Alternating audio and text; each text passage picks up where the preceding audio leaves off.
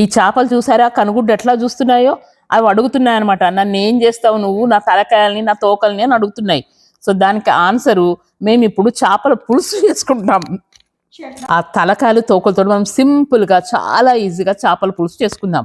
దానికి కావాల్సిన మసాలాలు, ఉల్లాకు కావాలి, కొత్తిమీర, చింతపండు ఇవన్నిటిని తీసుకొని ఆ జీలకర్ర మెంతుల్ని చక్కగా వేయించుకొని వాటిని మసాలా పట్టించేసి ఆ చింతపండు రసం అది పెట్టేసి ఒక దిక్కు ఫ్రై, ఒక దిక్కు పులుసు, ఈ రెండు పెట్టేసుకొని గుమగుమలాడే మంచి పిల్లలేమో చక్కగా ఇష్టంగా తినొచ్చు ఫ్రైని, పెద్దలేమో మంచి చేపల పులుసు ఇష్టంగా పులుసు తినే వాళ్ళకి పులుసు తినొచ్చు అనమాట.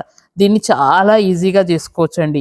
మీకు దీని ఒక ఫుల్ వీడియో కావాలంటే మందాస్ కిచెన్ అండ్ వ్లాగ్లో నేను దాన్ని ఫుల్ లెంత్ వీడియో పెట్టాను. దాన్ని చూసి ఎంజాయ్ చేసి వండుకోండి, తినండి, చూడండి ఎలా వస్తుందో మీకు తెలుస్తుంది. అట్లాగే మీరు దాన్ని సబ్స్క్రైబ్ చేయండి, మా ఛానల్ సబ్స్క్రైబ్ చేయకపోతే కనుక. మళ్ళీ మంచి వీడియోతోటి నేను మీ ముందుకు వస్తాను. అప్పటిదాకా bye bye. See you all from Manda's kitchen and vlogs.